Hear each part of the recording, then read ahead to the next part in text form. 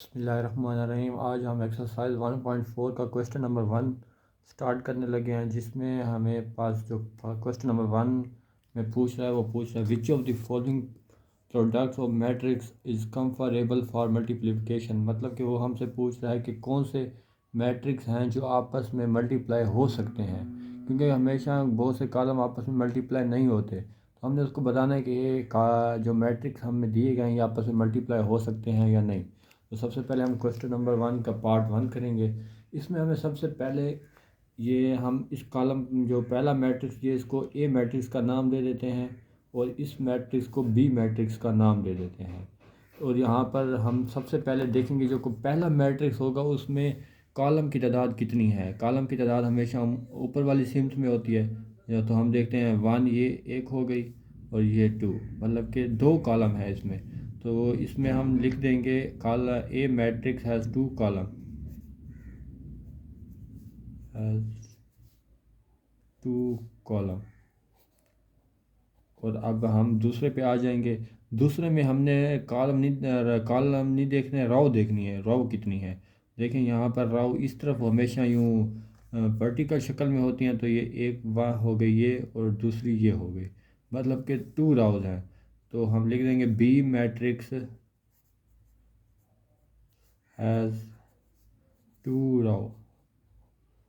और अब हम चेक करेंगे कि कॉलम ए में जो मैट्रिक्स ए था उसमें जो कॉलम की तादाद है वो बी मैट्रिक्स के रो की तादाद के बराबर है। अगर वो बराबर है तो this is a conformable for multiplication. तो यहाँ पर लिख देंगे दिस इज़ मल्टी प्रोडक्ट के लिए ये कंफरेबल है बड़ी। हाँ, अगर कॉलम की तादाद पहले में कॉलम की तादाद और दूसरे में रो की तादाद आपस में बराबर ना हो तो फिर वो आपस में मल्टीप्लाई नहीं हो सकते। अब हम दूसरे की तरफ आ जाते हैं। इसमें भी हम पहले मैट्रिक्स को ए का नाम दे देते हैं और बी दूसरे को दे देते हैं। पहले में हम हमेशा जो है कॉलम देखते हैं। तो पहले में कॉलम की तादाद 1, 2, 2 है पड़ी। तो matrix A matrix has 2 column and B matrix has कितनी राव हैं इसमें 1, ये 2। हमेशा राव इस सिमत में होती है। तो इसमें भी 2 राव की तादाद हैं, 2 राव। तो ये भी आपस में बराबर है। तो ये भी कंफर्टेबल है मल्टीप्लाई के लिए। अब हम इसके तीसरे पार्ट में आ जाते हैं। तो पहला हमारे पास ये है। इसमें हम देख लेते हैं कि कितनी इसमें कॉलम की तादाद है पहले में ए। तो कॉलम की तादाद ऊपर की जानिब होती है जैसे कि हमें पता है। तो इसमें सिर्फ एक ही रो है पड़ी, कॉलम है पड़ा। तो matrix A matrix has 1 column. अब यहाँ पर लिख देंगे बी मैट्रिक्स है। दूसरे मैट्रिक्स की हमेशा वो देखते हैं हम, जो वो राव देखते हैं। तो यहाँ पर एक राव ये हो गई और एक राव ये हो गई। तो कितनी राव होगी, 2 राव्स होगी। तो हम यहाँ लिखेंगे हैज़ 2 राव्स। सो दिस अब आप देखें यहाँ पर 1 है और यहाँ पर 2 राव्स हैं। कॉलम एक है और राव्स 2 हैं। तो लिहाजा ये बराबर नहीं है, इसलिए this is a not conformable for multiplication यहाँ पर हम लिख देंगे। अब हम इसी के क्वेश्चन नंबर 1 के पार्ट 4 पर आ जाएंगे। इसमें हम चेक करेंगे जैसे कि ए लिख देंगे ए मैट्रिक्स हैज़। इसमें अब हमारे पास कितने कॉलम दिए गए हैं, तो वो हमारे पास 1, ये 2 कॉलम दिए गए हैं, यहाँ पर 2 लिख देंगे। और यहाँ पर अब बी है। तो बी मैट्रिक्स हैज़ कितनी राउज हैं, राउज हमेशा इस सिमत में होती हैं, एक ये होगी और एक ये होगी। तो 2 राउज हैं, तो हम 2 लिख देंगे। अब इसमें आप देखें कॉलम और राव की तादाद बराबर है, लिहाजा ये मल्टीप्लाई के लिए कंफर्टेबल है। अब हमारे पास इसका पार्ट 5 आ गया। तो इसमें भी हम पहले मैट्रिक्स यहाँ पर लिख देंगे पहले मैट्रिक्स को ए का नाम दे देंगे। इसमें हमारे पास कितने कॉलम हैं, 1, ये 2 और ये 3। तो A matrix has 3 column, B matrix has अब इसमें हम देखेंगे कि हमारे पास कितने राउज हैं। 1 ये हो गई, 2 और ये 3, मतलब कि 3 राउज हैं हमारे पास। तो ये हम यहाँ पर 3 राउज लिख देंगे। तो ये भी अब बराबर है, 3 और 3, इसमें कॉलमों की तादाद 3 है और इसमें राउज की तादाद 3 है, तो लिहाजा ये भी कंफरेबल मल्टीप्लाई है। बिस्मिल्लाहिर्रहमानिर्रहीम। क्वेश्चन नंबर 2 है हमारे पास। हमें कुछ मैट्रिक्स दिए हैं ए एंड बी, और हमें उसने कहा है ए बी फाइंड करें, मतलब ए मल्टीप्लाई बी फाइंड करें and B multiply A find करें। साथ में उसने हमें लिखा है इफ़ पॉसिबल, मतलब कि कुछ मल्टीप्लिकेशन जो मैट्रिक्स की हैं वो पॉसिबल नहीं होती, तो लिहाजा हमें अगर पॉसिबल होगा तो हम वो मालूम करेंगे, अगर पॉसिबल नहीं होगा तो हम मालूम नहीं करेंगे। इसके लिए हम सबसे पहले ए बी फाइंड करते हैं।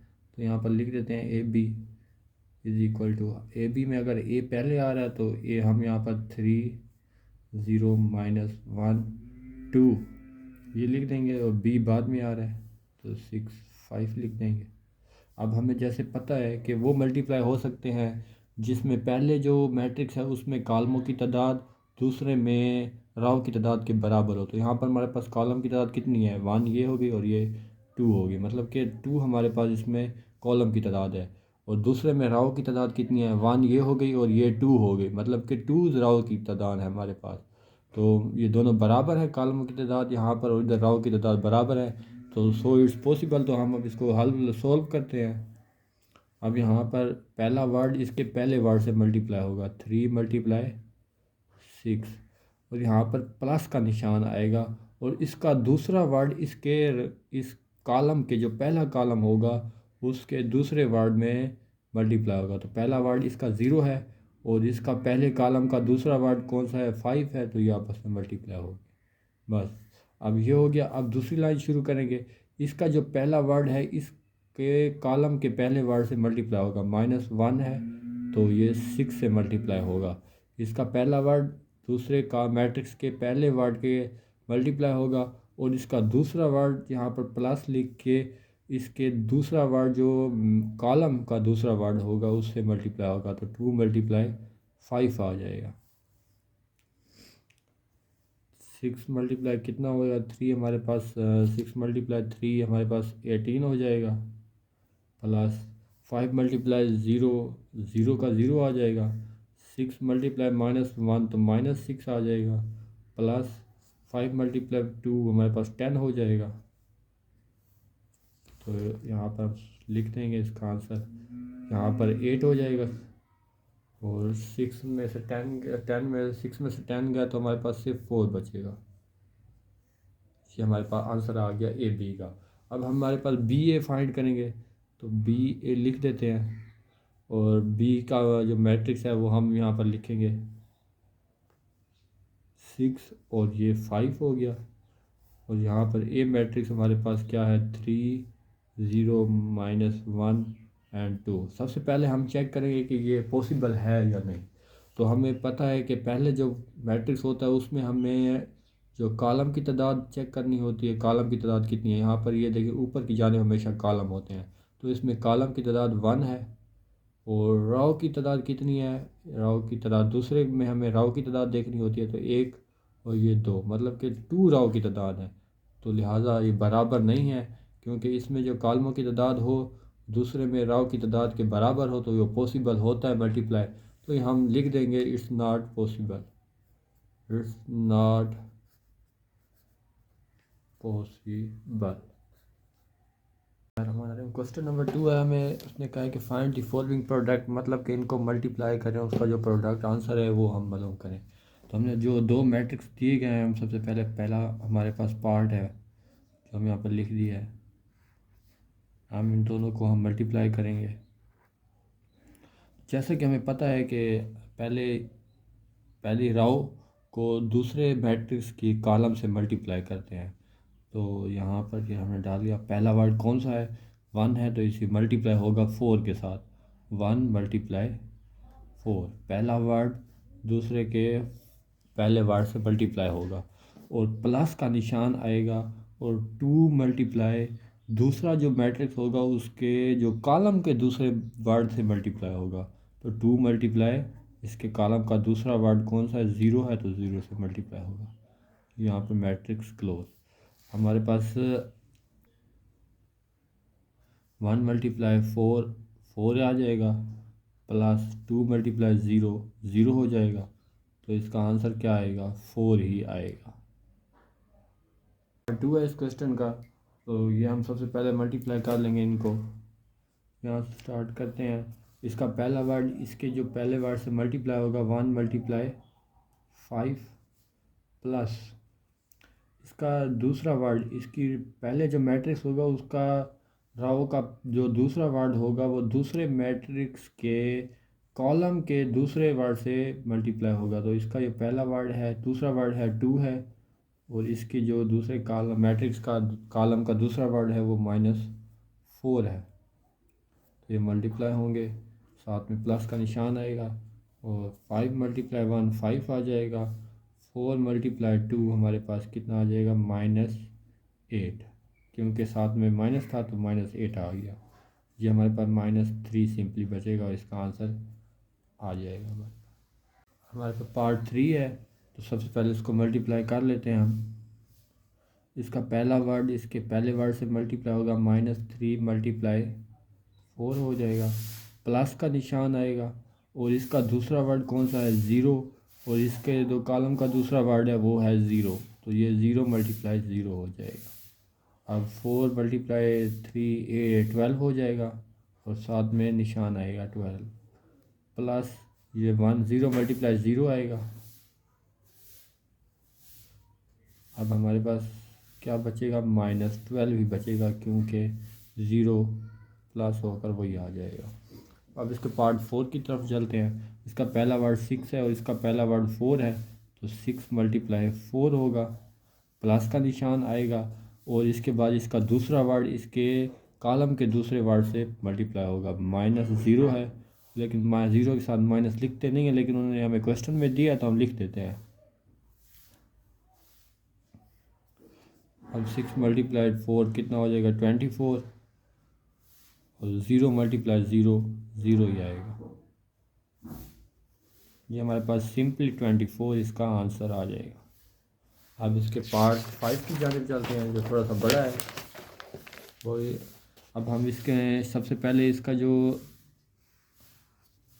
पहला वर्ड है इसके पहले वर्ड से मल्टीप्लाई होगा, 1 मल्टीप्लाई 4 हो जाएगा, प्लस का वर्ड निशान आएगा साथ में, और इसका दूसरा वर्ड इसके जो कॉलम के दूसरे वर्ड से मल्टीप्लाई होगा, 2 मल्टीप्लाई 0।